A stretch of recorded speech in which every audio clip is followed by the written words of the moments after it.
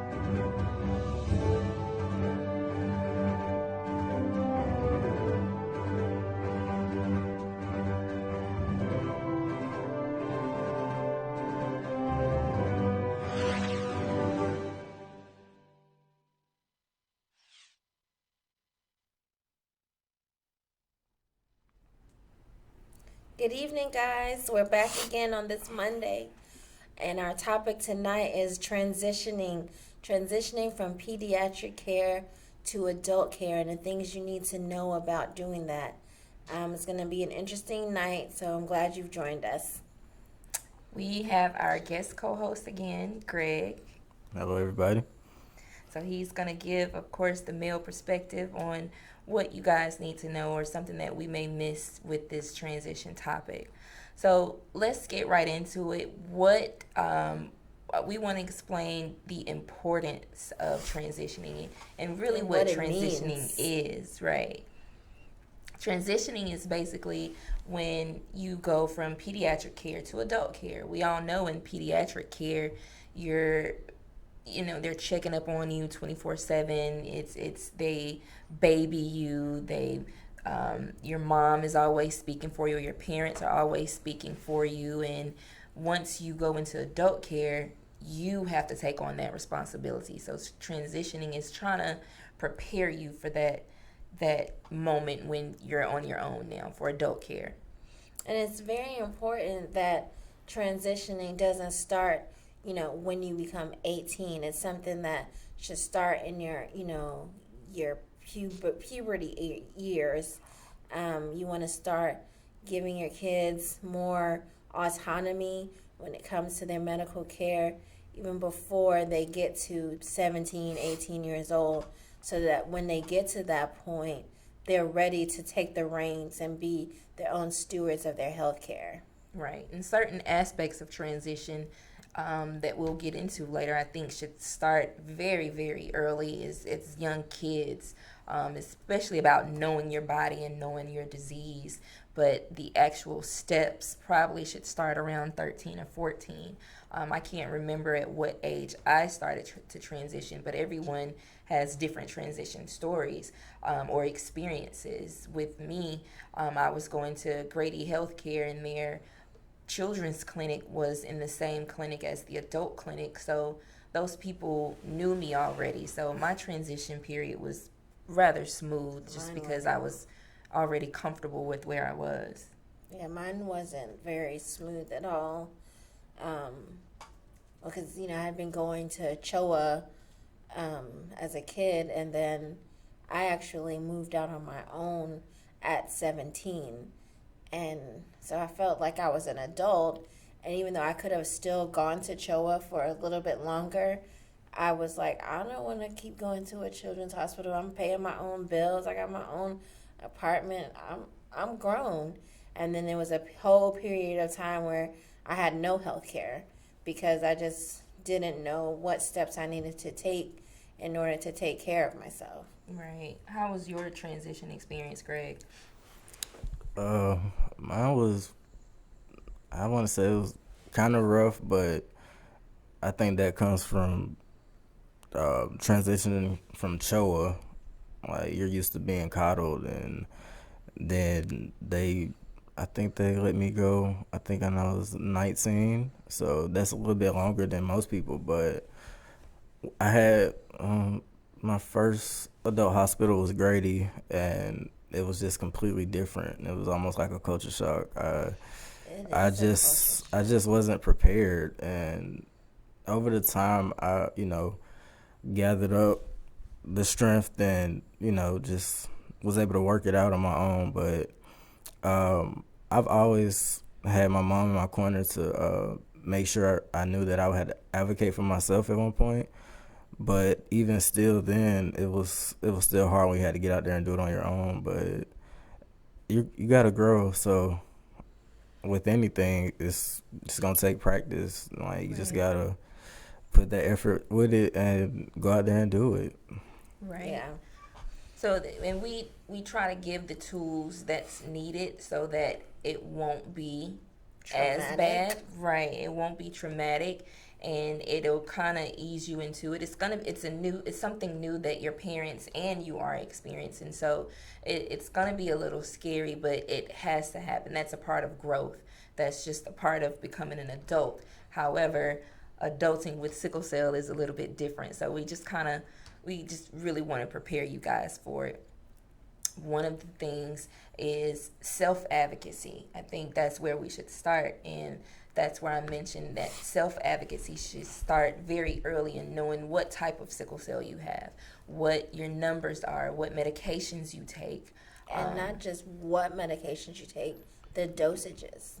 Right. And why you take them as well. Right. Exactly. And why if you take have them. allergies to certain medications. Yes, know your medical history. Be able to speak for yourself, even though you may not be 18 yet. Get in the habit of talking to your doctor and answering the questions for yourself, and not having mom and dad answer those questions, because mom and dad won't always be there. So definitely be your first advocate, your own advocate. That's very important. And mom and dad need to learn to relax the reins a little bit as you're growing up. You know, of course, when you're 12 and 13, you need mom and you need dad to help to the doctors and help you navigate that. But as you grow older, they should be releasing some of the responsibilities slowly and showing you the ropes, so that when you get to the point of being an adult, you are fully prepared. And I know parents tend to want to hold their kids tight as long as possible, but when we're talking about transitioning, that would be doing a huge disservice to your child. Exactly. And then with just take accountability for your own health. So as Jennifer mentioned about you speaking up for yourself and having mom and dad relax. If you, let's say you're running out of medicine, it's okay for you to call and refill those medications. Right. It's okay for you to call, and when you know that you need a blood transfusion, it's okay for you to call and make these appointments for yourself. Just get in the habit of taking accountability for your own health, so that when it's time to go into adult care, you've already, you know what you're doing. I know, some parents, especially when it comes to their kids giving themselves like their pain medication, are concerned about that because of what we take. Those opioids are highly addictive. Right. So like a suggestion, instead of saying, here's the full bottle of Dilaudid or morphine or whatever, give your children, maybe 7 pills and have them control those 7 pills, and then you can give them more and more so that they can learn how to control it when they can take the medication, or when they can power through without taking the medication, and start releasing it even in that aspect, so that you don't have to be fearful of them taking the medication also. Right. My mom, I remember her keeping my medication. It wasn't easily accessible for me. I don't remember her rationing them out, but she did make them so that they weren't so accessible for me. And I think that was a great thing, because I didn't completely rely on the medication, or it wasn't in my mind, oh, I'm hurting right now, so let me pop a pill. Right. So I would use alternatives to the actual prescription meds instead of jumping straight to the meds. So that's about also knowing your body and just having a body awareness. So, because I think sometimes, when you get into adult care and adulthood, you've been dealing with pain so long that in a way we're numb to it. So not numb to the fact that we have pain, like we know that, we feel that, but sometimes like we're so used to being in pain and so used to, okay, let me take this pill and get rid of it, that sometimes we don't let our bodies just kind of sit in it and really feel like, what is it that we're going through? Is this actually sickle cell pain? Because just because we have sickle cell, we have pain, doesn't mean that always the pain that we're feeling is sickle cell pain. Sometimes it could just be like a regular headache. Yeah, and we have to learn not to jump to the prescription meds every time we just feel a little bit of pain. Cramps are different from sickle cell pain. A headache is different from sickle cell pain. Soreness from working out or doing a little bit more activity than normal is different from sickle cell pain. And a lot of times these other issues don't require such a heavy dose of medication. So. Right. And I think that that's something that you should be learning during the transitioning process, learning how to distinguish sickle cell pain from non-sickle cell pain. Right.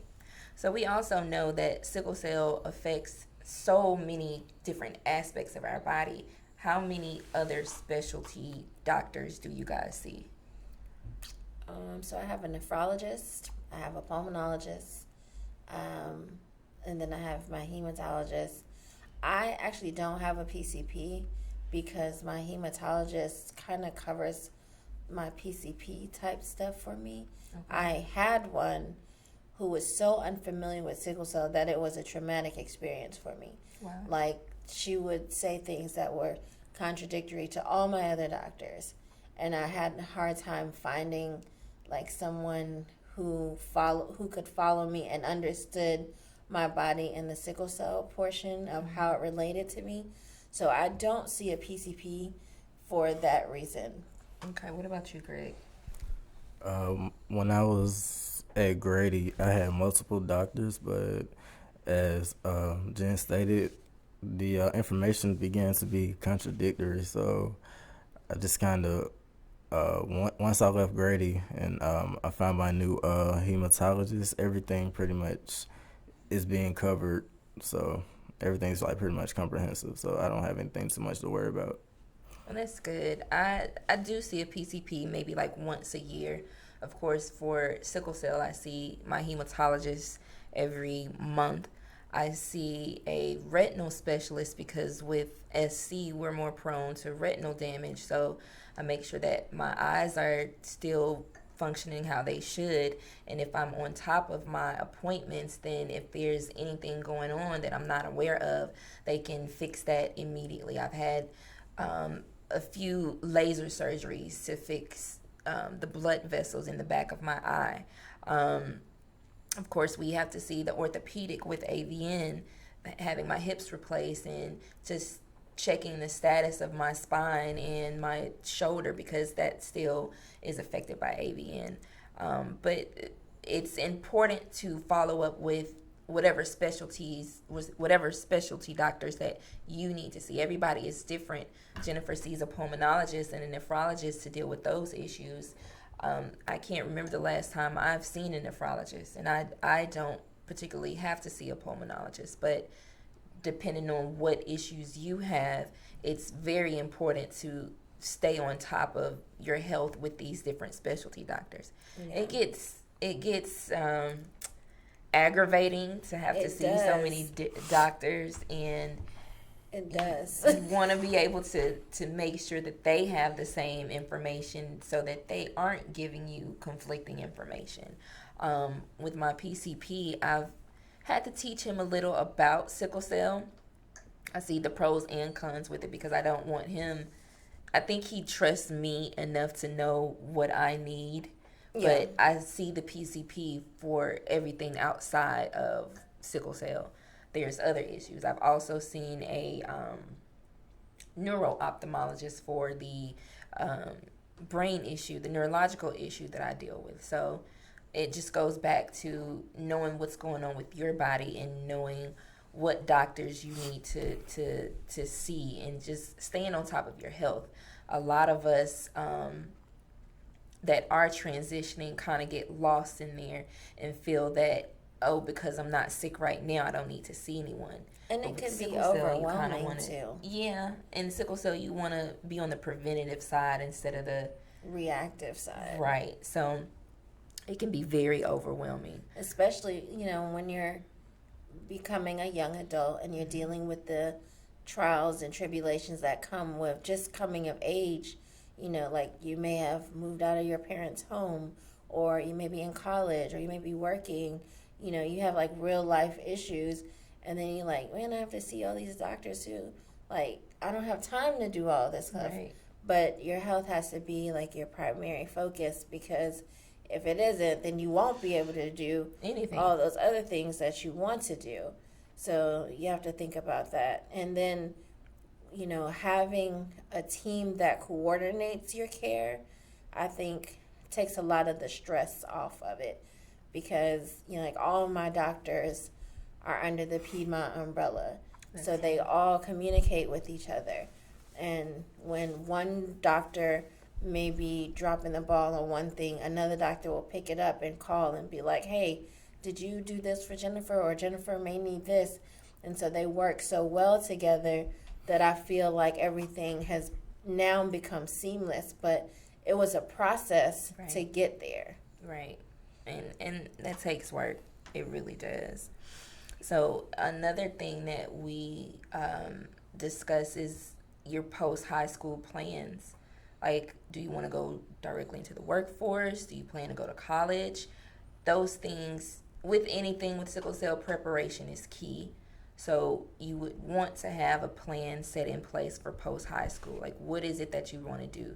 Would you like to go to trade school? Would you like to go to I can't say the military because that's a whole different, Yeah, a whole nother situation. yeah. However, your post high school plans need to be somewhat Need to be well solidified. thought out, Right. and you need to do the research to find out how you can achieve those goals. So, like, if your goal is to go to college, then you need to be like, okay, who's the hematologist in the area? How close is it to a hospital? Do they have an office of disability?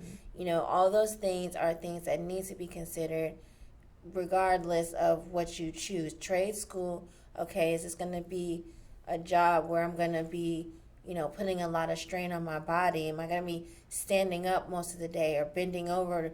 Do I have back pain? Like, Right. you have to think about it from A to Z. Right. And one of the things that I did in college and while I was working is I always made sure that my professors or my managers knew what was going on with me, because I didn't want to be in a situation where, of course, sickle cell is unpredictable and I have to call out or can't make it to class that day.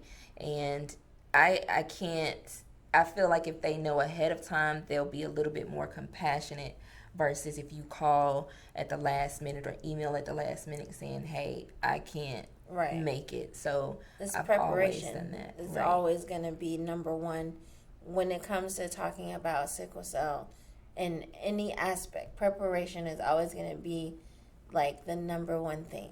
Right. So great. When you were in school, is that a discussion that you had with your professors, or you just, it was what it was? No, when I was in college, actually, before you even start classes, you need to, for anybody starting college, you need to find the ADA office and speak with them, and you can get everything sorted out. They'll write you a letter letting your all your professors know that you have a disability. They won't disclose the information, but I mean, it's up to you if you talk to your professors one-on-one and let them know what the extent of the your disability is and how they can accommodate for you and things of that nature. But and if you're set up with the school, then you have protection. So if you ever get sick, which I have before, but I had the ADA to back me up, so I was able to retain all my my work, take tests that I missed and everything. So you just have to make sure that you prepare, as we all have said. So when it comes to that, you know, you find that office, you do that first thing, and you get those letters to each and every professor. They sign off on it, and that's your protection plan right there. Yeah. You know, I went to school online because, well, like I said, I moved out when I was 17. So by the time I went to college, I was already a wife and a mom. And, you know, they didn't have like an ADA office Right. for that. But during the admissions process, I let it be known that I had sickle cell, and I let it, you know, my entrance essay and everything, I explained it. So when I did get sick, even though I was doing online classes, sometimes I was not well enough to even do my work, I would send a letter to my teacher. So even if you do it that way, if you go to school online instead of going to a brick and mortar school, you can still cover yourself. Yeah. Now, did you guys, well, especially you, Greg, because you went to an actual school, did you find like that one person that you could disclose your information with in case anything happened, or someone that could take notes for you when you miss class? Did you have that type of support?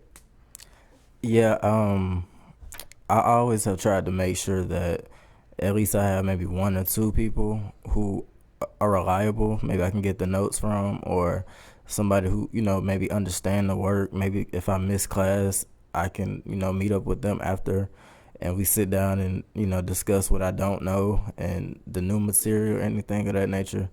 So yeah, it's important to make sure you always have somebody that you can rely on, whether it be you just missed class or you were sick and you're gonna miss class for a few days. So it's always important to just have that backup plan.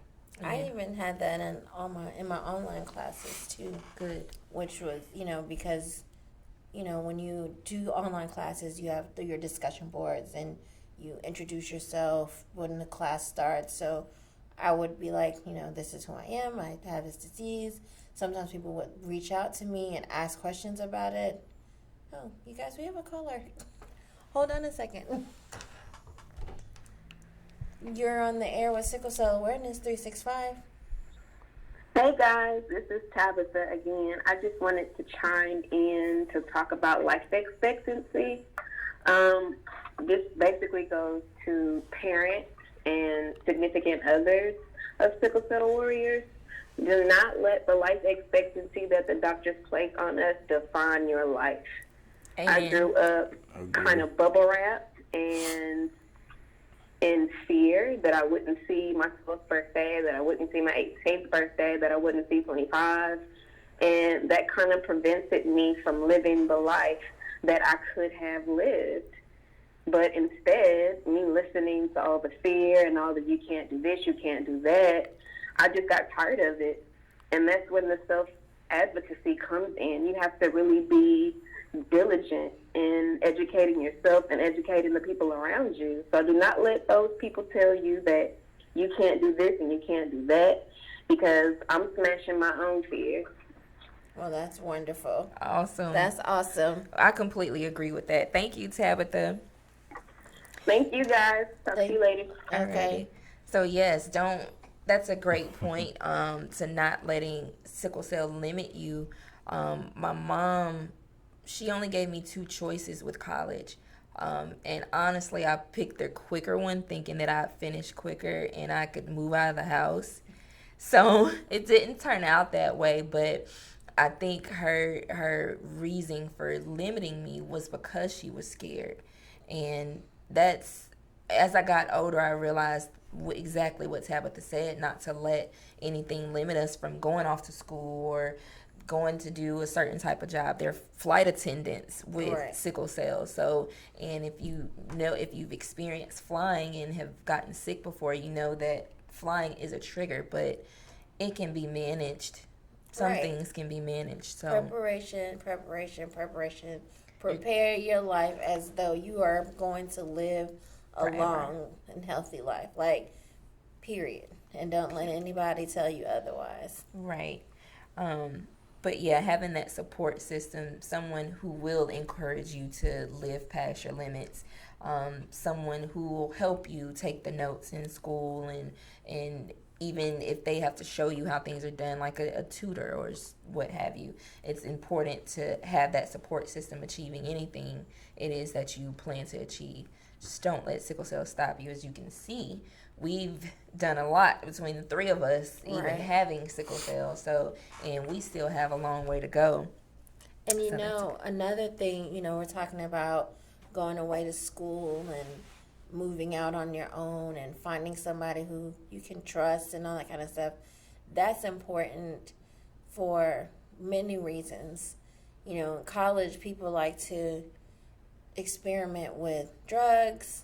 They like to experiment with alcohol and all those kinds of things. And we have a lot of medications that people covet. Right. So, when you go off to school and you have that one person that you find that you can trust so that if anything happens to you, they have your back, you have to also be mindful of who you're choosing that person to be and make sure it's someone that you can trust with the knowledge of what kind of medications you take, and also be responsible enough and lock your stuff up. Right. And then you'll run into people who know what you're taking and they'll ask to try it. or they'll ask if you want to sell it, and you get a lot of ignorant questions, and a lot of times it's like, we don't take this by choice, we take it because we have to. So it's not something to play with, and you don't want to. I know you want to socialize and do things that the other your peers are doing, but we have to be very careful on mixing our medications with other drugs. I mean, you shouldn't be popping mollies or taking ecstasy anyway. But you definitely don't want to mix that with what you're already taking, and you definitely don't want to mix alcohol with what you're taking. Alcohol dehydrates us. Alcohol dehydrates the normal person. So I know with me, even a glass of wine, I can feel the dehydration. So even if you do, because it's easy for me to sit here and say, don't drink alcohol, but I understand as you get older, you may want to experiment. You're going to try Just things. Period. Make sure you're following it up with water. Hydrate with anything. So right, because if I drink, I kind of have like a rule. Like for every glass of alcohol, I have 2 glasses of water. Right. Like, and that's just something that I learned with my body. Like, I want a celebratory drink sometimes. I'm not going to deny myself that. I'm of age. It's legal, and that's what I want to do, but I'm going to do it safely. Right. Sometimes we may have to be the designated driver that night. You know, let your friends turn up, and maybe you should sit back that particular night and you just offer to drive. Or your friends, don't be peer pressured into drinking, especially if you know how it does with your body, or even if you just don't want to drink, don't be peer pressured into it. And your friends, your real friends, will understand why you're choosing not to drink. I'm sure, Greg, you've had peer pressure with drugs and alcohol. How did you handle that? Well, me personally, I didn't succumb to peer pressure.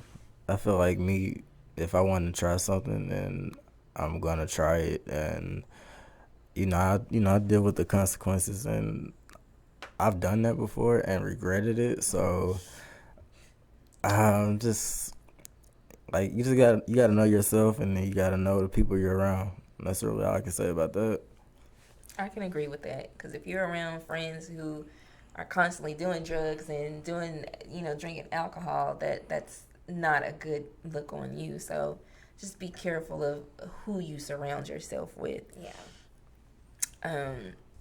So as far as work life, like I mentioned earlier, even my managers, I would tell them ahead of time, hey, this is what's going on with me. I may have to call in sick, and I can't give you a heads up about it. It just happens. So for the most part, a lot of my managers were understanding. And if you're in the government sector, that's what the FMLA, the Family Medical Leave Act, is for. It's specifically for people who are dealing with temporary or permanent health issues, and that it backs you up so that when you have to call off or when you're out, that is there, that's available for you. And I always would tell in the interview process, like, hey, I have sickle cell, and this is what it is. I would explain it, just because you can't be discriminated against because you have a disease. So I'm going to be upfront about it. And if I know that I'm qualified for a job, I don't have a fear of exposing that in the interview process. Yeah, I can't remember if I specifically mentioned it during the interview process. I don't know. But I know at some point I did end up telling them this is what I deal with. So, and they were all understanding of it. So, and you have to figure out that work-life balance. I remember one time when I worked for the Internal Revenue Service, I worked like 60 hours in a week. I think I was trying to rack up on overtime because there was this trip coming up, and I got to get this money, and it put me in a crisis. And my doctor told me that I had ambition like a normal person, but I'm not normal. And it kind of ticked me off when he said it, because I'm like, it didn't make sense to me. I understand what he was trying to say, but it just didn't make sense to me, because I had to get this money. I want to go on this trip later this year, So finding that work-life balance is crucial. How were you able to manage? Because I know you, when you were at school, were you working full-time, Greg? I was only working part-time, but when I either had a break, like holiday breaks, or just maybe class was canceled or something, I had a good relationship with my manager at the time when I was working at Kroger, so I would easily just pick up shifts if I wanted to.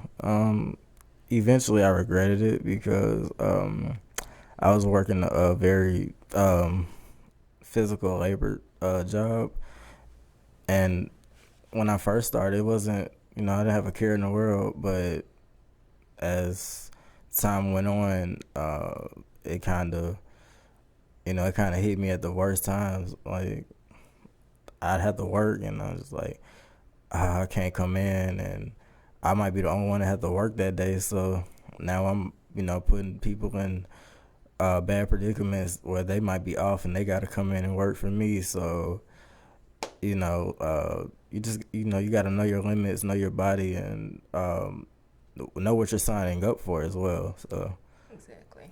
I can agree with that. I don't think we should be working jobs like UPS and FedEx or even warehouse stuff because it's so physically demanding. Right, and then it may be all good in the beginning, but like the wear and tear that it eventually has on your body, Right. you can't get that back. Exactly. And with sickle cell, we age faster and our body is a little bit more fragile than the normal person. So, doing those jobs is going to hit us sooner than it would the average person. So be very selective with your jobs. I remember when I was younger, I worked at Phillips Arena, which is now State Farm Arena, and I was an usher. Sometimes I only worked maybe 4 or 5 hours, but I was standing constantly. And I was at this point, I had not had my hip replacement. So my hips were steadily breaking down. I'm standing there, and I was also much heavier, so that didn't add to it.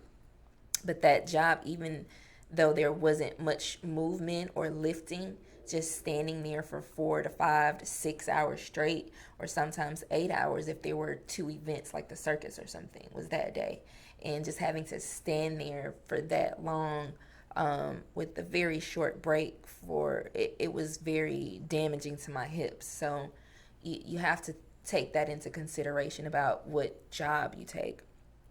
We all want to adult and pay bills and do these things. No, I don't want to adult and pay bills.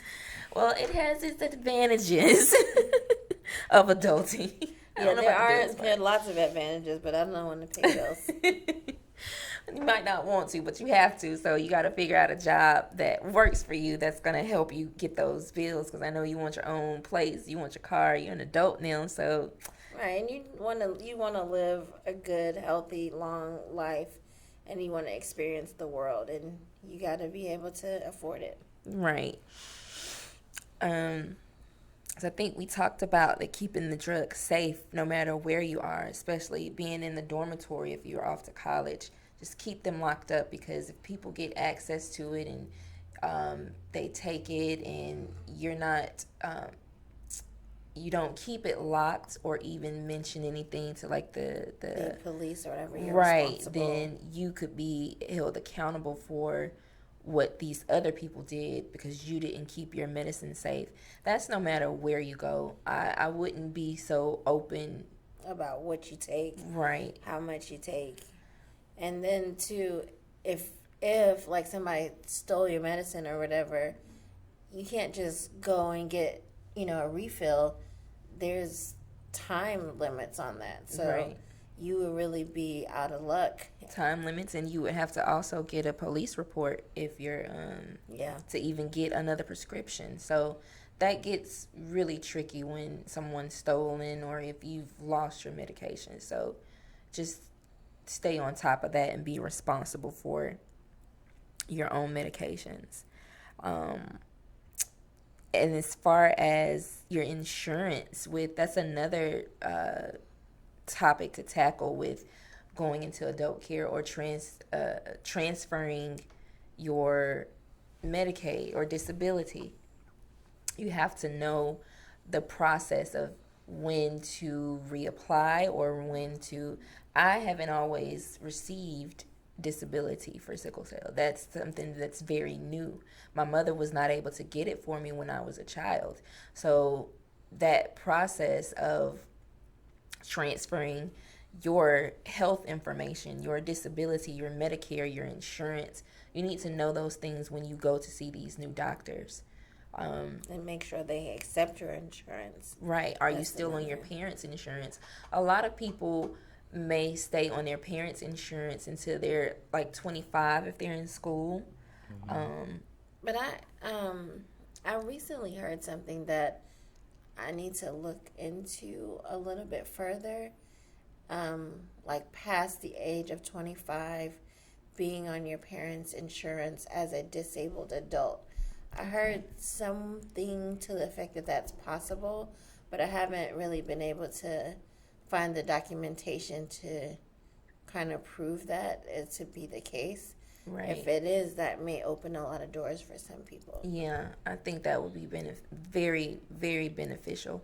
I think I stayed on my mom's insurance until I was about 25, mainly because I was still in school. So that was helpful. And then when I started working, I was able to get insurance through my job. When at a certain point, we couldn't get insurance if we had a pre-existing condition.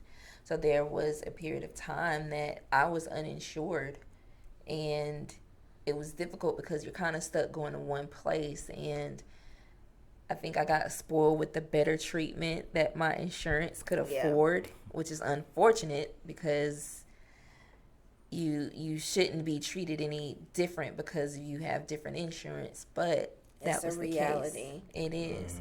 So it's really helpful to know, how the insurance works, how your visits are being paid for, how your medication is being paid for. So yeah, you guys want to add to that? So basically, just to kind of, recap, the whole process of transitioning is something that needs to start at an early age, preteen possibly, and it's something that is vitally important to your overall health and well-being into adulthood, because the mortality rates of young adults in that gap where you're not a kid but you're not like a full adult, it's mind-blowing. It is. How many people we lose in that place because they're unsure of how to take care of themselves, or they haven't had the tools given to them to know what to do. So it's just imperative that we prepare our children to live into adulthood. Right. And another thing about going into adult care, even though we advise you guys to know what medications you take, know how much you take, know that you will come across doctors or nurses who will stereotype you and think that, because you know what medication works for you. They're not going to see it as, this person knows their body. They're going to see it as, they're just in here for the drugs. Right. And as much as I would hate for anybody to experience it, more than likely you will. And the thing is, there's so many things that you learn in pediatrics. Like, you learn about distraction therapy, and you learn to know your meds, and you learn, breathe, different techniques that they teach you to manage your disease. And you go into adult care and you're breathing intentionally. You're doing that. You're on your phone because that's a distraction. You're playing a coloring game or words with friends, whatever, because it's distracting you from the pain. And then at the same time, you're telling them, I need such and such milligrams of this, that, and the other. They're looking at you like, this person cannot possibly be in this much pain, or they wouldn't be on their phone. They, all these things that are ingrained in you as a pediatric patient, now you're kind of being punished for them as an adult patient. Right. But don't let it discourage you. Stay firm and the information that you tell them, because at the end of the day, it's your body. You know your body better than they do. And unfortunately, even when we come across that, we still have to remain calm. We can't pop up at the mouth or give attitude, because we rely on these people to help us. And us being combative, honestly, doesn't add to what we're already going through. It just makes it worse. And I know sometimes how hard it can be when you get ignorant comments or just even ignorant looks or what have you. However, we still have to maintain a cool head. And I think that maybe that particular aspect should also be taught, because they're gonna come across this. So I think that should also be taught as we go into as people go into adult care. Yeah, there are a lot of aspects that, like, you think about certain things just off the bat, but then as you keep talking about transition, it's like, oh man, this too and this too, like being calm, how to talk to the nurses and the doctors, how to advocate for yourself in a professional way. Like, all those things are things that you need to learn also. And sometimes we don't automatically think of teaching those things. Yeah. I think that's it with transitioning. I know there also we work closely with the Sickle Cell Foundation of Georgia with these transition clinics. And the most recent one we did was on mental health. And I just wanted to highlight that a therapist should be right along in the number of doctors that you see for the rest of your body. Your emotions play a huge part in your physical health. Any buried emotions that you're feeling that you have not dealt with will manifest in physical ways. So you want to make sure you take care of your mental health. And as we get older, we experience so much stuff. With the three of us, we've lost so many people and so many friends, and we see so much where people that's dealing with the same disease that we have are dying, and they're dying young. So we need to collectively make sure that we address that and make sure that our mental health is at least close to where it should be, or if we're working towards a better mental space, because that's just as important as everything else. Yeah. All those things work together to trigger your body to act out. Agreed. And going forward, we will have more transition workshops with the Sickle Cell Foundation of Georgia. The next one is March 21st, where the parents are welcome just as much as the children. We are helping children between the ages of 13 and 18 and their parents, because they're dealing with transition as well, and they have to come to grips with you becoming an adult. And we're also helping the 19 to 25-year-old range to know what they need in being in adult care and going forward, because this is new for them. Right. So it could be a culture shock. Right. Regardless if we want it to be a culture shock or not, it just might be. Yeah. So those takeaways are extremely important, and I hope you guys were able to at least get a better understanding of what to expect in adult care. Also, you can actually interview different doctors. If you're here in Atlanta, there's Grady, there's Piedmont, there's Emory Midtown, Emory Main Campus. Your pediatric doctor should be able to refer you to an adult hematologist. It's okay to check them out, and if they don't work for you, then that's okay, because at the end of the day, you want to have a doctor where the communication is open. Don't let them overpower you, and you don't go in there like you know everything as well. There should be an open communication, symbiotic relationship. Exactly, where you can discuss what your needs are and how you're feeling, and they should be able to understand and give you suggestions, not only based on their knowledge, but also based on the information that you're giving them as well. And it's okay to go to a couple before you find the right one. Right. Because everyone's not going to be a right fit for you. and you want somebody who you feel comfortable with, someone who you don't feel uneasy communicating with. All those things are definitely important. Absolutely. You guys have anything else to share with kids or parents who may be a little fearful of becoming an adult with sickle cell by legal standards? Yeah, I would like to add, when you're in pediatrics, this is for the parents, I mean, as well as the kids as well. But a practice that should be done, it was done for me, but sometimes as a parent, don't speak for your kids the whole time. At a certain point, they need to be able to have picked up the knowledge from you talking, and maybe you are practicing before you get to the doctor. Like, do you know what medicine you take? Why are you taking this? And it's gonna be a time where they're gonna have to advocate for themselves and speak for themselves, and maybe step out the room so they can handle the visit on their own. Or if you don't want to step out of the room, just don't say anything, and just let them talk their way through it. If the doctor asks them a question, I mean, if they need help, I mean, it's okay to chime in, but it's going to become a time where you're not going to be there, and it's just going to be them by themselves. So that's a good way to prepare them for transitioning. Right. I agree. And encourage them, if let's say they want to go directly into the workforce, encourage them to find a job that they enjoy. I think that would make things less stressful. Sometimes we can't avoid stressful situations. A lot of the times we can't avoid stressful situations.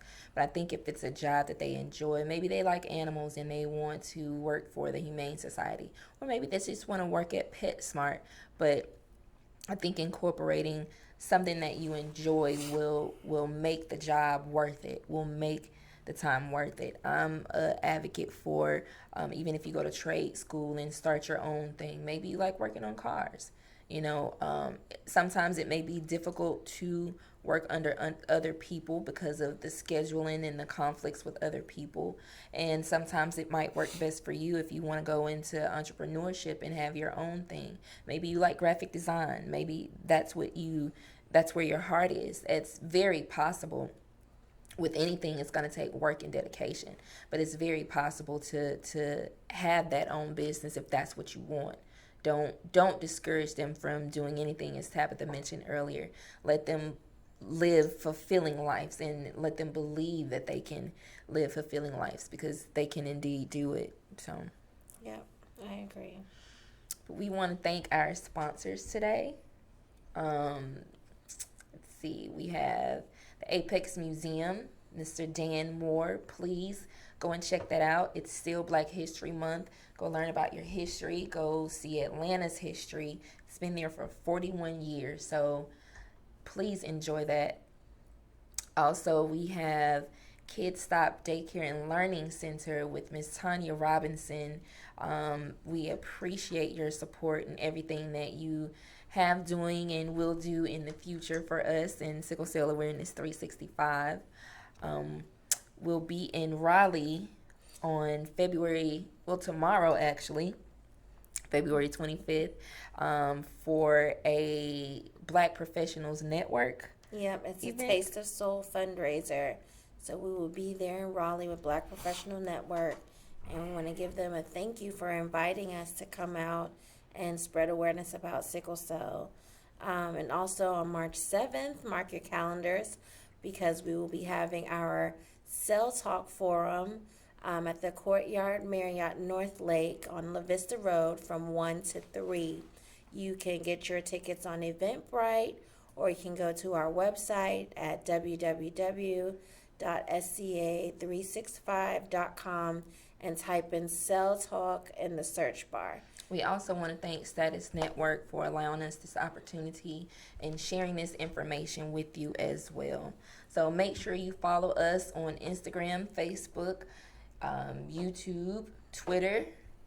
Is that it? I think that's all our social media. So thank you guys for tuning in. I can't wait to see you guys on our next episode of Do I Look Sick? And we can't wait to see you in March. see you in a couple weeks. Bye. Prophet. Charlie Black, AR the Prophet. AR the Prophet, Charlie Black, a deadly combination. Hold up, I don't think they heard me. I said, AR the Prophet, Charlie Black, a deadly combination. Hey yo, turn me up a little. We good. AR the Prophet, Charlie Black, a deadly combination. It's been long overdue, I know the streets been waiting. Which takes a lot of patience, cause you never rush straight. This one's for the record, but going down history in the making. AR the Prophet, Charlie Black, a deadly combination. It's been long overdue, I know the streets been waiting.